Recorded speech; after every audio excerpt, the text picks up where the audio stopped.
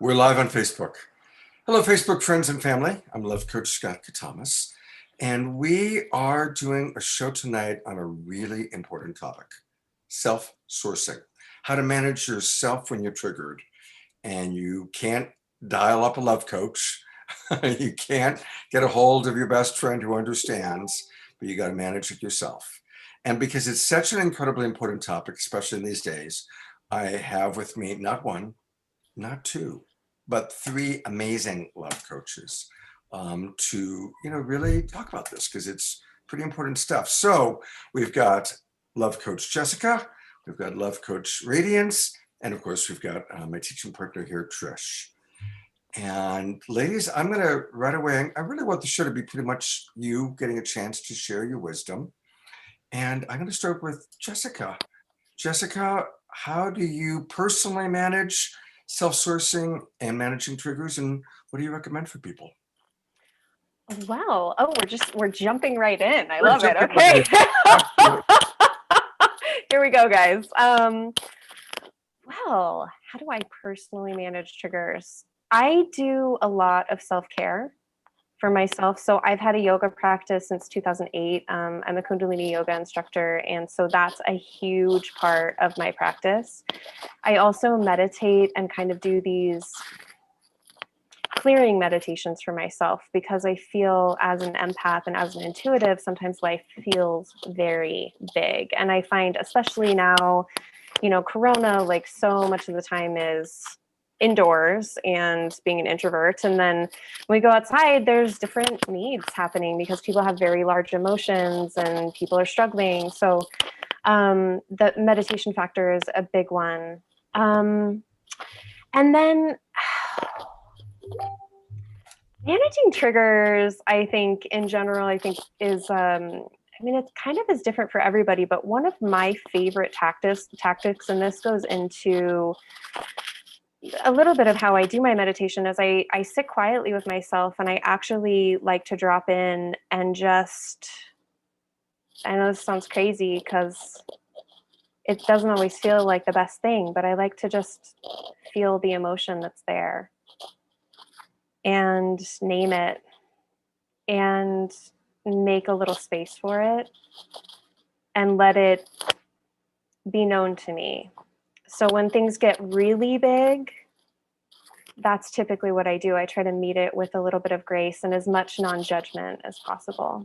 So I would imagine that we're going to jump a little bit more deeply into it, but I think that's like that's my intro into like, I do the uncomfortable thing and I try to meet it without calling it terrible.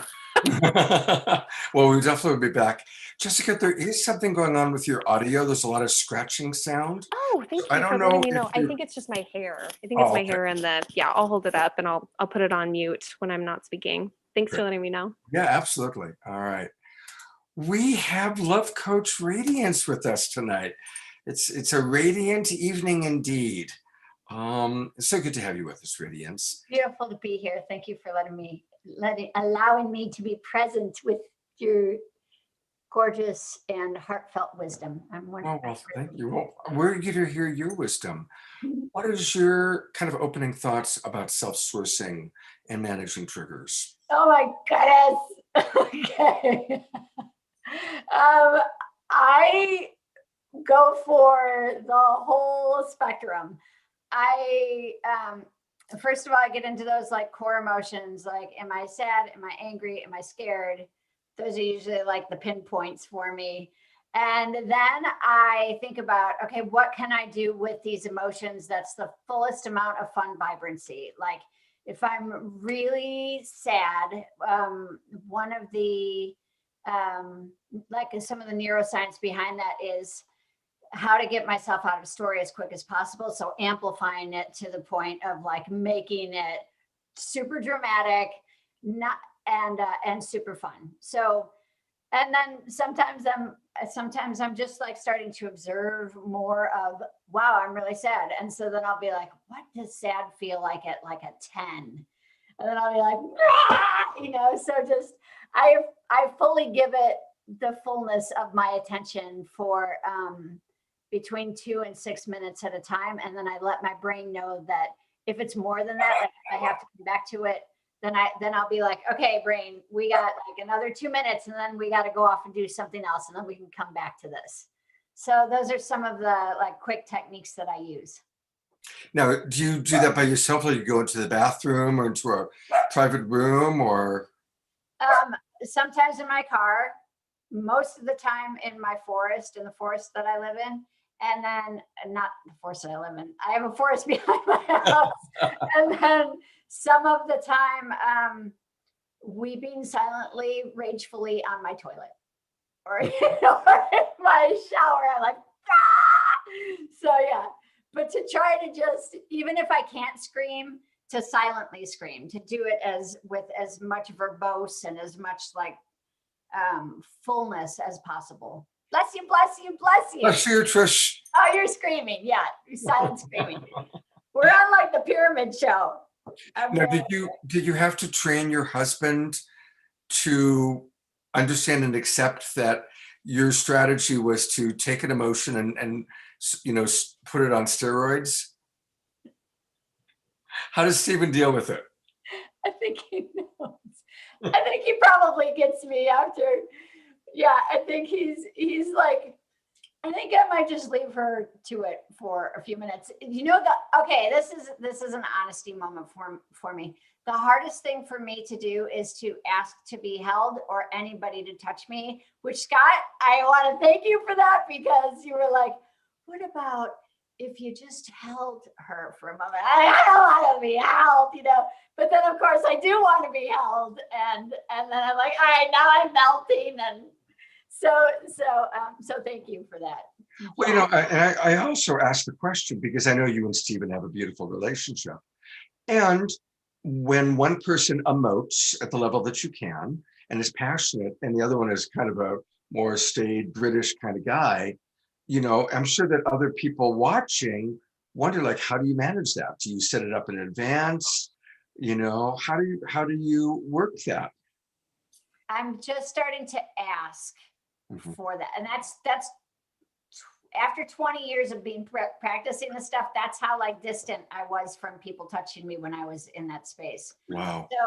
So I would say the past like 7 years, I've really been like, and I'm catching myself more of, wow, I could probably really use a hug right now. But I have a hard time to not physically want to hit something when I'm in that place. So I'm like, I would rather process being a pillow on the bed, and you just stay there, and then love me from afar, and then we can hold afterwards. Oh, that's beautiful. Yeah. Well, Little fire. well, it's now time for my partner here, Trish, to share her wisdom. On self-sourcing and what I do when I'm triggered. Yep. Well, let's talk a little bit about what self-sourcing is for people who might not even understand this term. For me, self-sourcing is meeting my own needs before I ask others to meet mine. And that's something that's alive for me. And if you ever watch my show on Thursday mornings, I'm constantly reminding you how to get to what you need. And I run the self-empathy tool a lot. I mean, like a lot, because when I'm upset, I often get really confused. Like upset meaning not happy. So anything but like, oh, this is me and my normal whatever. I'm often running the self-empathy tool. Even in extreme excitement, I run it so that I can get to what the values or the real of it. What's the values that are running or the wants that are being met that are making me so excited. And gosh, what do I do when I'm triggered? It depends. It depends on the trigger, and it depends on which emotion it is specifically that's being triggered. So there's subtle things like if something upset me, like kind of like freaked me out, there's ways to be like, okay, I don't need to be a bitch about it. What do I want? And a lot of the time the self-empathy tool works. Then there's places that are hyper fear places that can come up and can throw me for a loop because they're a traumatic trigger, like a CPTSD sort of thing. And that's a different set of tools that I've gathered. Often that takes a lot of breath work and time by myself. If I'm really upset, I will step out, like I can, when I start getting upset and frustrated and recognizing that I can't, I'm not sourcing my emotions or regulating very well, then I'll just be like, I have to go. I'll be back in a minute or 10 minutes. I will call you back, I promise, but I have to go right now. Or I have to walk out, or I have to take but if I'm in a full on, like, shaking traumatic trigger, that's going to take me a little bit. That's a bath. If I'm in a full trigger, just pick me up and put me in a warm bath and let me sit there for 2 hours or 3 or whatever. Turn the water on that it's warm and it's running and rushing. And if that doesn't work, then I will just need to cry it out until I'm available to be touched again. Yeah. So that's just like 3 realms of self-sourcing. And they're all really valuable, and that's what tonight's topic is. So I'm going to just do a little bit of the biology lesson with my little friend here. And what all of this is about is recognizing when we're in our reptile brain. When we're in reptile brain, it's not pretty. Now, here's a couple things to know. When human beings are first conceived, the very first thing formed within 24 hours after conception is what becomes the reptile brain. Our brain stem then is built around it, and our entire body is built around this little walnut-sized thing that ends up at the back part of our brain. It's the oldest part of your body. And from a biological standpoint, it's ancient. It truly is not that different from what the dinosaurs had. Now, there's a reason why human beings, everything is built around the reptile brain, because the reptile brain has only one function: survival, absolute survival. And this was really important because up until recently, our ancestors were in constant physical danger. They were in constant physical survival. And so that reptile brain would get triggered whenever there was the possibility of attack. Not attack itself, the possibility of attack. Possibility of attack, reptile brain goes off and it chooses fight, flight, freeze, or fawn. Fawn is, when you just completely surrender. In contemporary time, it's ass kissing or boot licking. But it's, kind of the best example of it in the animal kingdom is when a large dog attacks a small dog, and the small dog rolls over and exposes his neck, like, okay, I give up. You can kill me. Please don't. And we all have those things. So it's fight, flight, freeze, or fawn. Okay. Now, we're blessed. We are not in physical survival anymore. Almost none of us are in physical survival. Occasionally, but not too often. But we still have that mechanism, possibility of attack.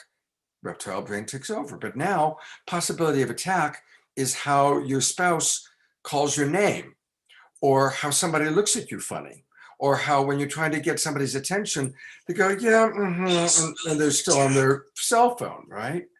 So it's whenever we still perceive that possibility of attack, which almost always is our own mind projecting, she's not respecting me. He's not paying attention to me. She doesn't love me. He doesn't care about me. Triggers our own reptile brain. One of the things that's fascinating, 96.2% of the time that our reptile brain is triggered, it's our own thoughts. It's our own projection. It's actually not anything physically happening in the outside world that's actually a threat. It's our interpretation. Therefore, that's why each of these ladies is provided calming down the nervous system. When Trish talks about the 3-hour bath, that's how long it's taking for her nervous system to calm down. You've heard the expression seeing red. Well, it's real. And when we see red, it means that our reptile brain has completely taken over our body and we're offline. We cannot access the empathy center of the brain. Reptile brain is completely taken over. And it takes, once that happens and we go offline from accessing the empathy center, which is up here, the frontal lobe, it takes 20 to 30 minutes to come back online and to be able to access the observer part of the brain, the empathy part of the brain. So I'm going to provide the biology lesson, but we've got these three amazing, beautiful, intelligent women who are going to take it and run with it. And so turn it over to Trish. So primarily we're looking to source a few things. Like our basic sort of primary needs are really like self-love or feeling safe in that, like self-esteem, feeling confident, right? And then there's safety, security, which is very like personal to everyone, home, like home, food, shelter, friends. And we also have the connection to source, right? Or connection to something that we feel connected beyond just our human experiences. So the ways that we self-source in those places, like that's what self-sourcing is, right? It's finding ways to connect not only with oneself, with one's community, and with God, creator, universe, all that is, whatever it looks like for you, right? So that's just my 2 cents. And a good 2 cents it was. Jessica, do you got a nickel? I do. Yeah, I'm going to jump right in here because I'm deeply passionate about the brain, and I do something called brain spotting. So what I do is actually help to restory negative belief systems that are lodged in what we like to call trauma capsules in the limbic system and in the brainstem. And so what happens, so I love that Trish brought up this idea of CPSD, PTSD, which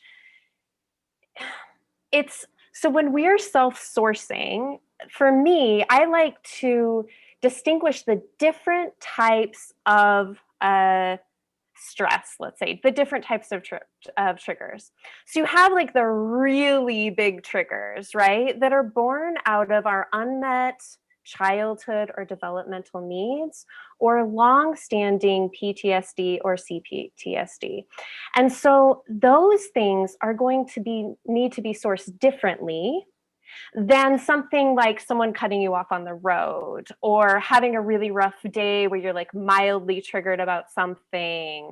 So, as love coaches and as someone who, loves to do trauma work and restoring, and we use the word trauma, like in this world, we use the word trauma very much more loosely than anybody usually would, right? So it's like, I just want to put that on the floor, but really it's like, it's just a negative or difficult belief system that we have that informs our present situation based on past experiences.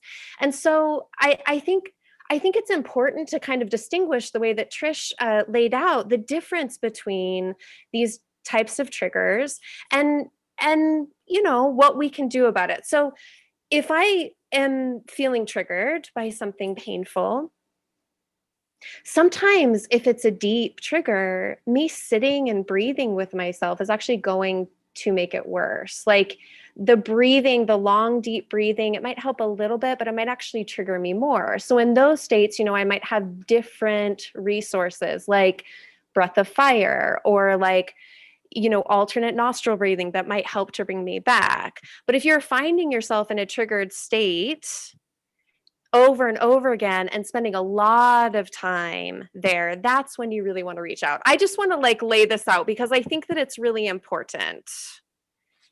We're helpers. We do this all the time. We love you. What I really want to say to that, Jessica, is absolutely. So I was really touching my abandonment wound with my previous fiance, and he would always give me, like, I would get into these shaking breakdown like fits. It was really scary and I didn't know how to manage it. And he would say things like, oh, just breathe, like just do the deep breaths and listen to Ram Dass. And I was like, I've been breathing for fucking an hour. and now I'm in a, like, I'm in holotropic breathwork space, which is actually creating a whole lot more that's coming up for me. So now I'm like psychedelic through the breath, and I'm still triggered as shit because what I really wanted was to feel safe. Like it was totally tripping up childhood abuse, childhood abandonment stuff. And what I really wanted was to know that I was safe around him. Yes, of course. And what a beautiful need and what a beautiful thing to know. And even just sitting here now, like, okay, so I can drop into this state and say, Trish, that sounds really challenging. And I can really relate deeply to how hard that is because I'm imagining that in that state of being, you really wanted to feel deeply safe, but you wanted to feel deeply safe from your lover who wasn't able to understand fully through empathy where you were in that moment. And I'm imagining that that was really hard for you because you wanted to change the state that you were in, but you didn't really know how in that moment because you were so deeply triggered. What that created is him getting angry with me. Mm-hmm. Oof. He just got more and more angry, wanted to fight about why I was upset. And I did 3 years of intensive therapy during it and started taking medication to calm me down. Yes, that's so beautiful. I'm so glad that you got help. And I think that, okay, so even just in this scenario for people watching, if Trish was in a traumatic state where her body was, even though it was present, and she was trying to be more and more present with where she was, but she was freaking the F out and was actually way back in the past in her brain, in her trauma experience, none of the stuff that I just said, even though it was so heartfelt and deep, and I meant every word of it, and I wish I could have dropped down into empathy even more so that you could feel it even more in this moment, none of that would have gone in because she would have been in a different part of the brain. Yeah. And what happens is that our neocortex, which is on the top, it's like the gross grayish pink thing on the top, and then the prefrontal cortex is up here. That's where we can actually listen from, right? But if we're stuck in those deeper parts of the brain, like the limbic system and the brain stem, so reptilian brain or mammalian mind or limbic system, all those things, they're kind of, we can get lost in the sciencey words. It doesn't really matter. If she was stuck in there, she wouldn't have been able to receive any of it.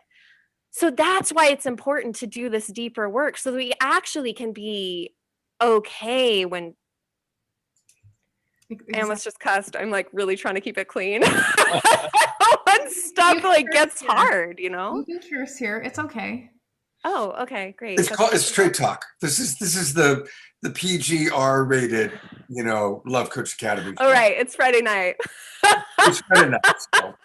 So. Okay. What I wish would have happened is that that person could have just sat with me. Yes. Not had said anything, but just sat with me. Not, pushed anything away. Just was like, oh, I'm going to sit with you while you cry and you have your whatever thing that you feel that you need. Take a 2-hour shower, just sat on the floor waiting for me, or took a shower with me, or whatever. And just waited for my whole system to calm down enough so that I could receive empathy.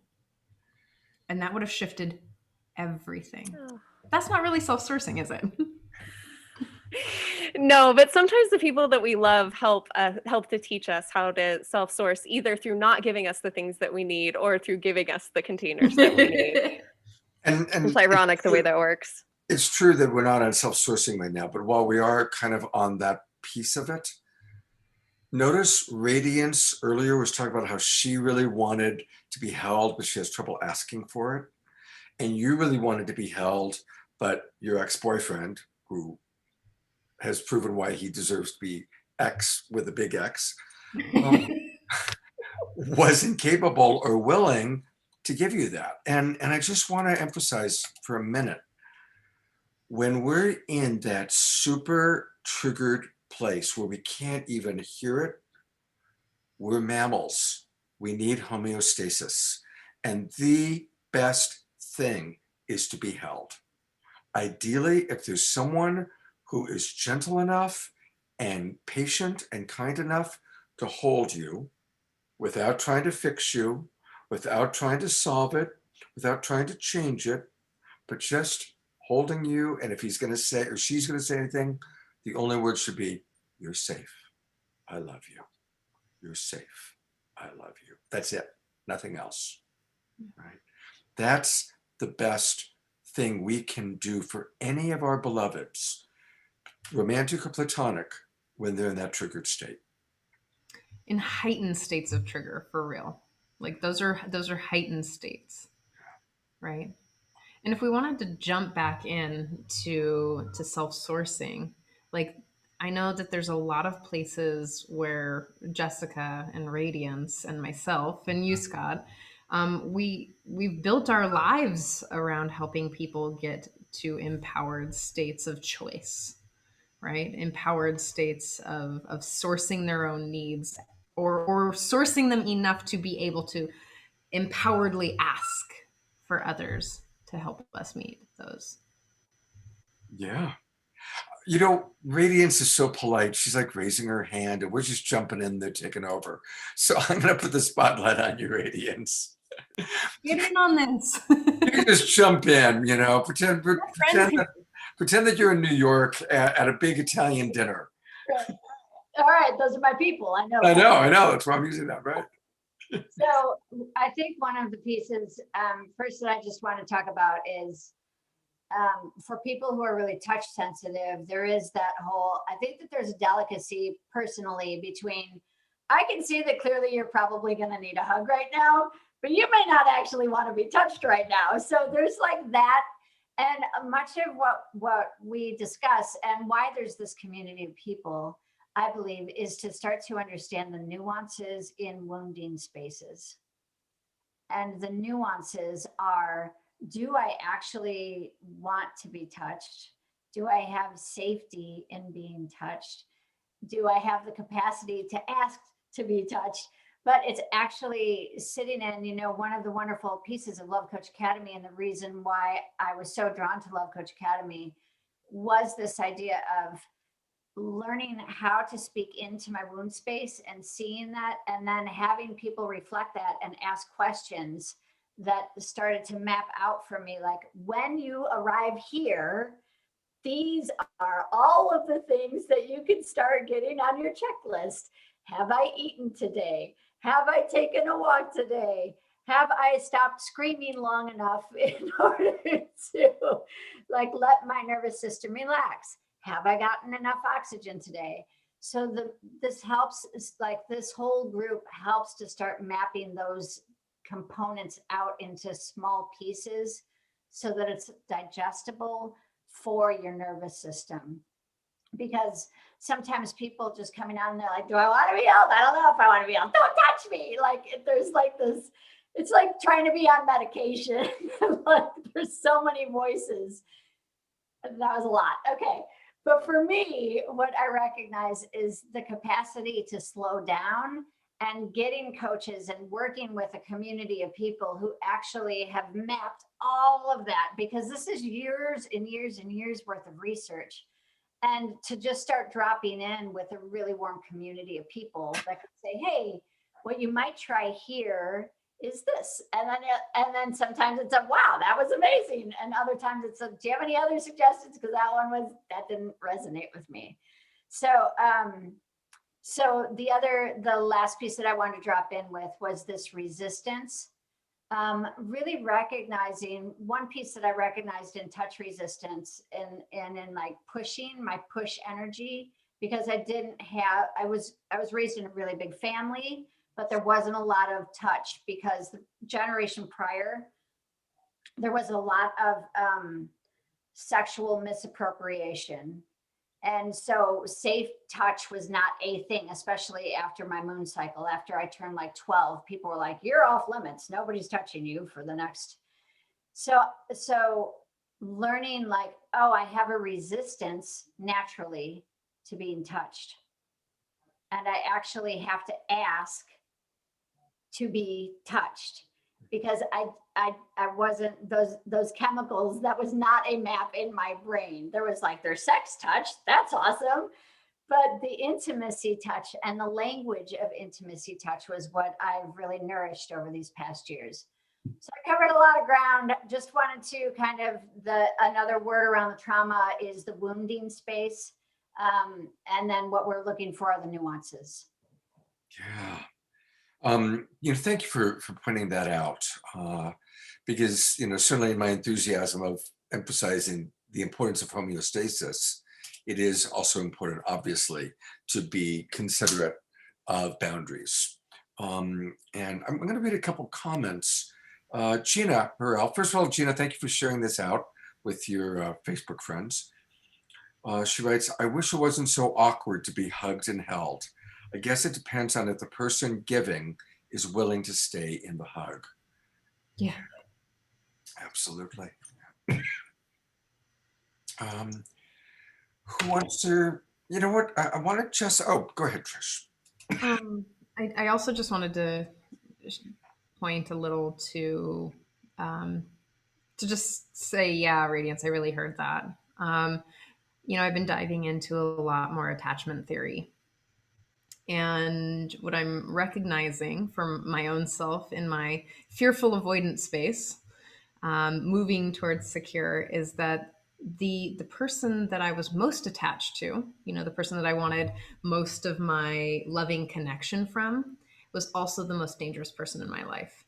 Because it sounded a little like, and I'm going to say something, trigger warning for you all, if you've heard this in your life or in your childhood, but it sounded like this: stop crying or I'll give you something to cry about.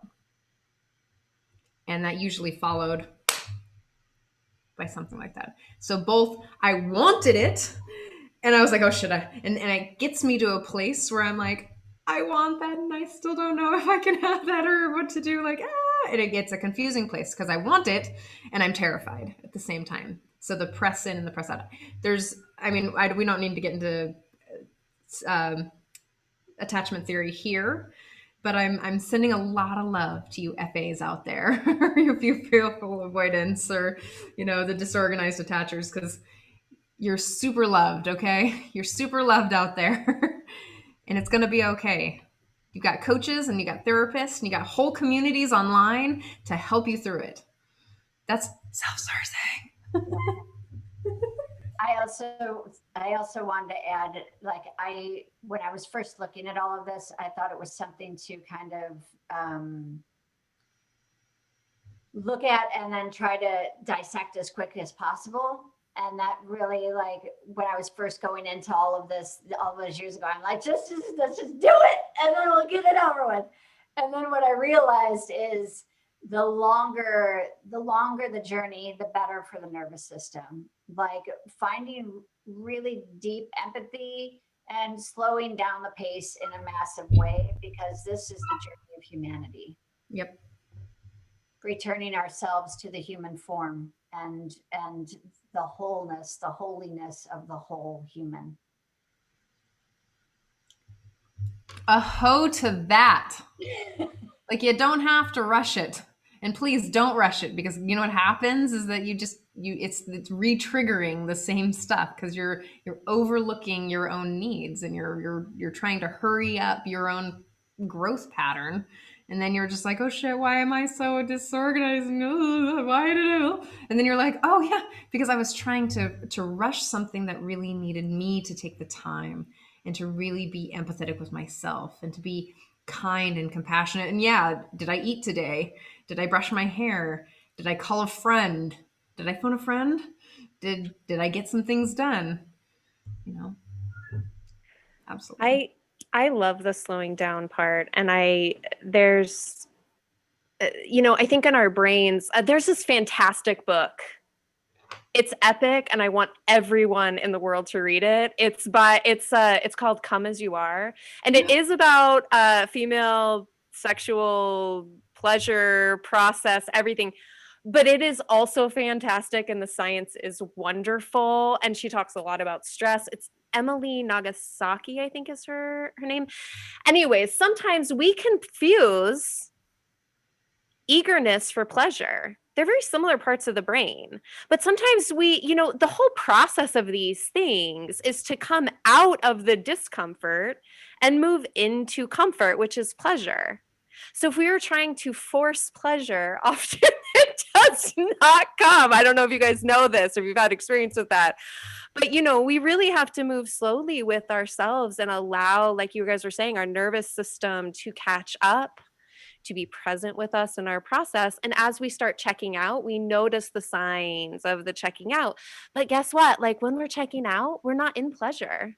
We're not actually enjoying the thing that we are supposed to be enjoying at that point. So, it's I like to take that sort of bird's eye view and really pull back and say, well, what's the intent here? The intent is to self-regulate. The intent is so that I can come back into a place of presence and an ability to experience life with pleasure. Those are all fantastic things. And sometimes we can't force that. You just said something that I didn't know about eagerness and pleasure. And what came into my mind is compulsion. When any of us have a compulsion for that drink or that chocolate or the drug or whatever it might be, and we get so lost in the eagerness and the compulsion, and we're seeking pleasure, but we're lost in the compulsion. Is there a correlation there? I'm so excited that you brought this up because I really want to talk about it. So I love talking about the brain. It's so awesome. So, because to me, the brain is the spirit, is the emotional body. It's everything moving together. All our electronics just like making life happen. Our own experience, our dropped in physical experience of life, and this is just the switchboard. So anyways, obviously I like it. So yeah, and Emily Nagasaki talks about this. I'm hoping I'm saying her name right, but she says that in the pleasure center of the brain, you have pleasure, anticipation, and eagerness. So if you have anticipation and eagerness and no pleasure, that would be the train moving a little bit too fast towards a craving type goal or a too goal oriented state. Whereas if we pull back and allow the pleasure to catch up or find pleasure in a different avenue, it changes everything. What does chocolate smell like? If I don't want to eat chocolate, can I experience it by recognizing the feeling that I have when I want chocolate? How does my body feel? How do I relax into that experience? Do I feel pleasure? So that's like an experience of pleasure sensation without, or maybe including anticipation, maybe including a little bit of eagerness, but it changes everything. Oh. I'd like to talk about that for the next 4 hours. Sounds like we're either going to have a panel or a date with chocolate and coffee. I'll be over. I'll be right over, Jessica. Well, you guys know that I used to have a chocolate company. I just shut it down 6 months ago. Yeah. So, I'm down. I'm super down. Very, very good. Oh, thank you, Scott. Yeah. Go ahead, Trish. Go ahead. Oh, I just want to say that we're touching on some really extreme forms of self-sourcing, and some extreme, more extreme forms of like trauma or triggered states, and that's just labeling it for other people who are watching, right? So that we're like, hey, there's levels, there's a whole spectrum of triggered states. Some of these things that we're sharing aren't just because I'm pissed off because the dog pooped on the carpet. It's not because of that, or my partner didn't, take the garbage out for the 5700th and whatever time. It's not some of these things aren't because of that. And that's also self-sourcing some of the other needs, like the more, we'll call them more, for lack of a better term in my brain right now, is like more basic needs. So if I'm upset because the doorbell rang in the middle of my straight talk show, or my partner came in and was crunching, or who knows, and I have things that I need, like, I'm like, oh God, how do I self-source myself into a calm space so that I can meet my partner in loving kindness? And then how do I source the more like subtle things, like more, how do I self-source confidence in myself so that I can show up in a different way? Or how do I self-source my own calmness when I've got 1,500,000 things on my calendar? So finding, like, can we take it there? Is that okay? That I Yeah. just like this whole thing around? Well, I'll throw something in there. But let me put the spotlight on myself for a second. So I think probably when it's little things, when it's not extreme trauma, but it's little things, slowing down and doing what am I telling myself story? What am I telling myself? Because remember I said that the vast majority of times we get triggered, we're getting triggered by our interpretation of another person or of what's happening in the external world. So something's happening in the external world and we're forming an interpretation, and then we're going into reaction to that interpretation. So there's a wonderful practice, and it's one of the main foundational tools of Love Coach Academy is, I've called Trish twice. She hasn't called me back. And I'm like, oh my God, how come Trish doesn't call me back? She just doesn't respect me. Okay. It's not And true. then I notice I am making an interpretation. And so then I literally in my mind say, I'm telling myself the story that Trish doesn't respect me. I'm in my story that's what's going on. And it helps me to calm down and realize it's just a story I'm making up. It may or may not be true, probably isn't. And to react to my own interpretation, which is just a story in my head, is not very smart. It's not a good use of my time. It's not a good use of my energy.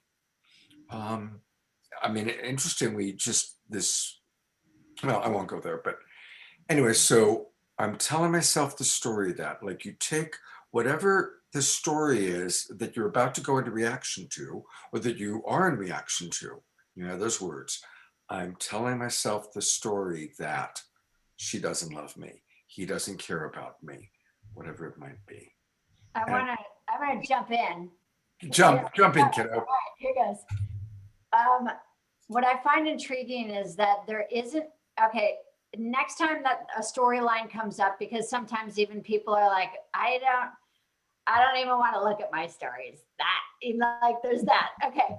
So one thing that I love is recognizing that I'll put it in this category. Stories are in this category for me. There is no such thing as the color magenta. Our brain does not, or our eyes and the interpretation of what happens with the cones and the rods, there's no actual color of magenta.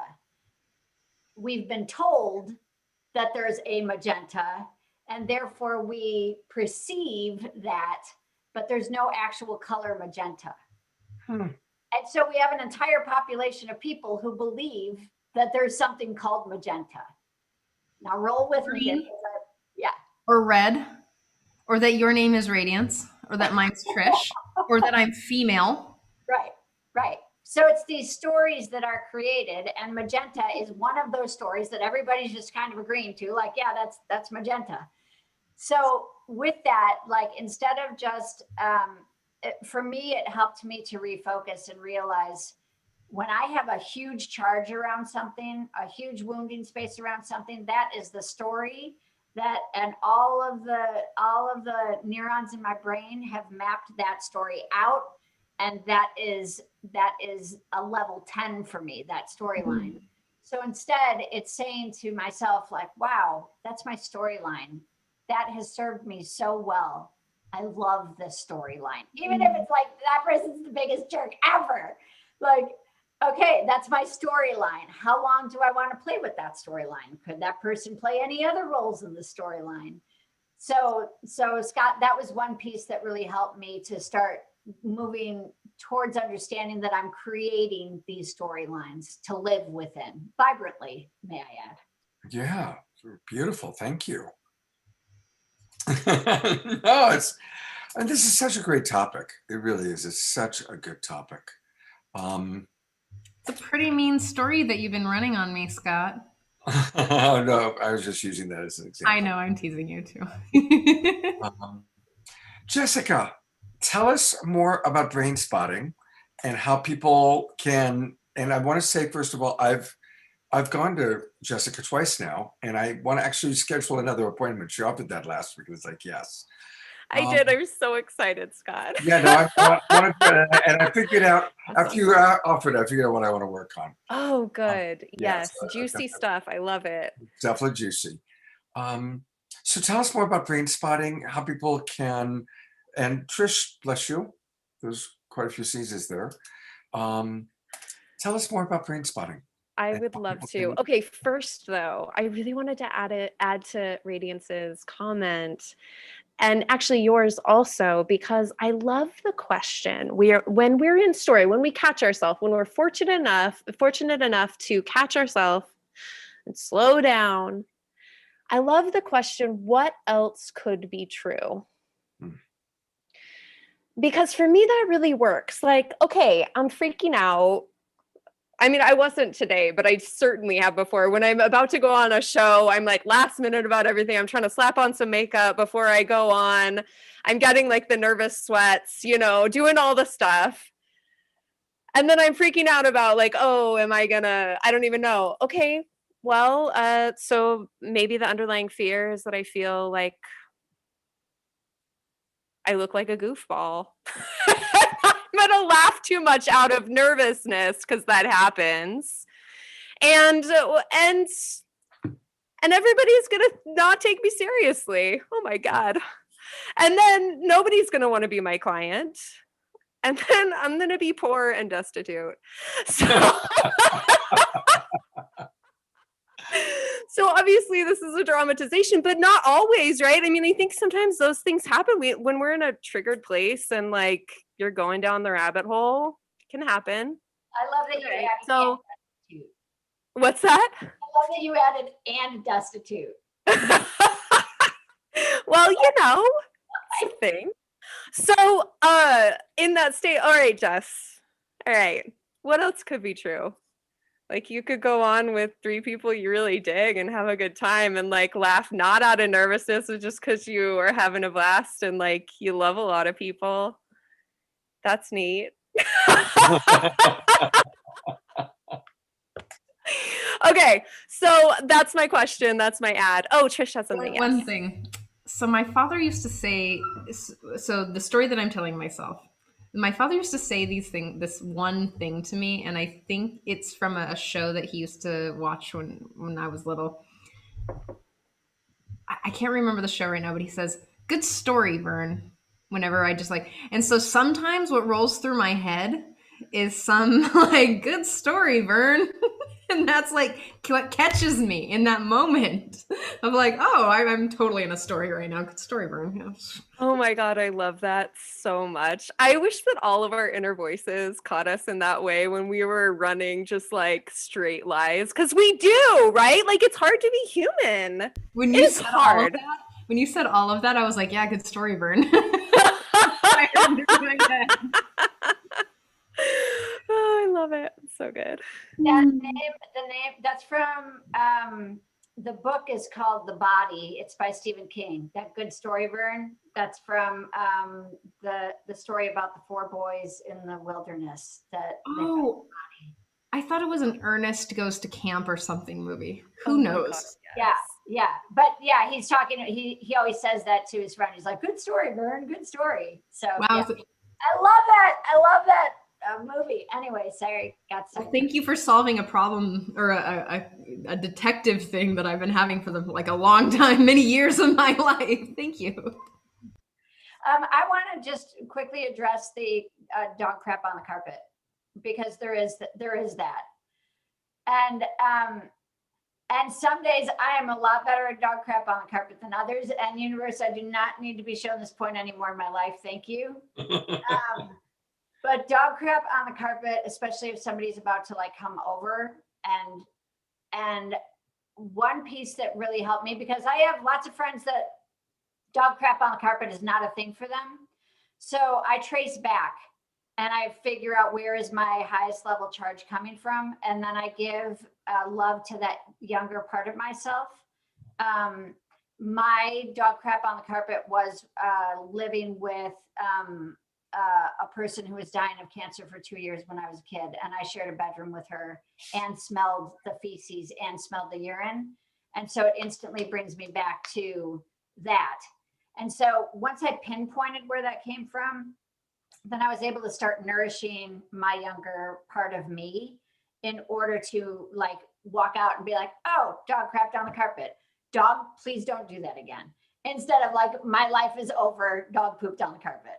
So it's tracing that back. And again, it's helpful I found it helpful to work and map with a community of people and love coaches in order to help get all the way through that process.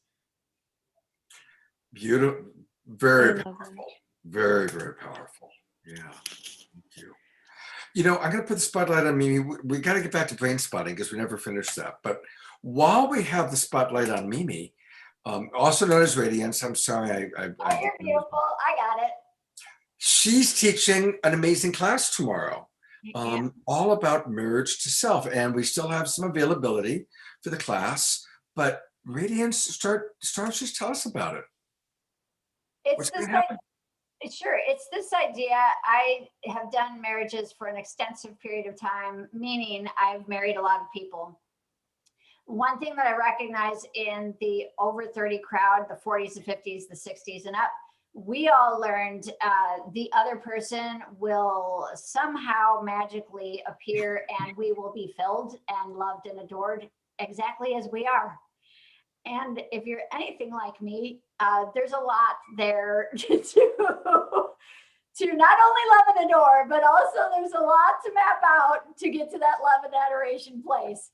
And so this is my introductory course for emotions and starting to take the steps to put life in a full spectrum of love relationships so that I can start to recognize where I can meet my own needs instead of asking other people to fill all that up and then blame them when they can't do it because I haven't taken care of myself.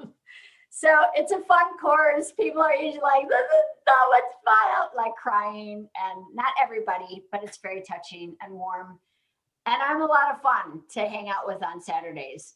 You are a lot of fun to hang out with. Absolutely. So it's tomorrow morning, Saturday morning at 10 o'clock Pacific time. That's 1 p.m. Eastern time. Yep. And I guess the best bet is if anybody's interested in participating in it, since it's happening so soon, probably the best bet is to send a Facebook private message either to myself or to Radiance, and we'll send you the link where you can register for the class. That's probably because it's happening tomorrow. Yes. But and anything else you can share about what's going to happen tomorrow? Yes, I believe it's about 90 minutes long. Is that correct? I think that is correct. Okay, so we're going to just look at like the 13 basic areas of your life and just get a broad overview of that. And then we go into a deep, beautiful ceremony where we get to cherish and adore you because you should be cherished and adored. I'm really looking forward to your class tomorrow. Really looking forward to it. And I have done her marriage ceremony, self-marriage, you know, and it is interesting. I've commented a lot recently that when I was younger, you know, my peer group and I were in our 30s, it was all about finding your soulmate. And now it's much more about finding your tribe, you know, and finding your community. And it doesn't mean you can't still have a partner or multiple partners, but it is definitely less about just finding the one person who's going to meet all of our needs and love us unconditionally, and we live happily ever after that. And that one person is you. Yeah, exactly. That's Exactly. the person that you want to love you and adore you for no matter what mess comes about. You want that person to be you. Yes. Yes. Ah, beautiful. All right. We're wrapping up, as you can probably tell. So let's go back to brain spotting. Tell us a little Okay. bit more about it and how people can get a hold of you. Oh my God. So yes, I would love to. I'm so passionate about brain spotting. It is not the sexiest term. It's really not, but it is powerful work. It is powerful work. So here's what I know. One thing that I know is that our emotions want to come to completion. Our emotions are like a tunnel, they are not like a cave. Often we have fear about the emotional states that we can experience. And so we feel like we are going to be trapped there forever because sometimes it takes longer than we think it will. But the reality is that our emotions just want to let themselves go like a river. Like emotions are like the water, they just want to go, they need to complete themselves. But unfortunately, often when our negative belief systems about ourselves or life are formed, it's at a time when we weren't really capable of processing our emotions fully and with our adult mind, our neocortex and our prefrontal cortex. And so what brain spotting does is actually, it's a pretty simple process, but it's very profound. It's a mindfulness practice, but it's more than that, right? So it's science-based, it's evidence-based, it was developed by a psychiatrist, it's a trauma therapy, but we use it in order to restory, just using your eye placement, we access the limbic system and the unconscious parts of the brain, which respond so much faster than the conscious parts of our brain. And we go in there and we restory. And honestly, what I love about it is self-sourcing at its core, because you are finding your own answers while being held in a safe container, while you're being respected, and while you are finding your best neural pathways to get you through to the next level of consciousness, of life. And it really is, I mean, like, I feel deeply grateful that I get to do this work. But it really is profound what we are capable of. It's so moving and magical what can happen for each one of us if we just show up and try, and sometimes try new things. And so that's what I like to offer. I've seen people's lives change, so that's why I'm so deeply passionate about this. And I mean, we all have, right? Like, we love people and we love the process because it works. Yeah. Thanks. Can I ask a question? Yeah. What's the difference between brain spotting and EMDR? Right. Okay. So brain spotting is next generation EMDR. It was actually developed by an EMDR trainer, but studies have shown that 6 months later, it's more effective than EMDR. And it's a somatic body experience like EMDR, but it's a little bit more intuitive in my experience. We still use bilateral sound, so we're still activating the different aspects of the brain as well. But studies have shown that it's a bit more effective. Sign me up. Okay, yeah. Oh my God, you would love it, Trish. You would love it. I'm loving your passion for it. You know, it's just beautiful, Jessica, and your description. It's really powerful. Really powerful. Oh, thank you so much, guys. I really am so passionate about it. Now, how do people reach you? What's the best way for people to reach you? Sure. Yeah. So you can just go, if you can see my name at the bottom of the screen, Jessica Osterday.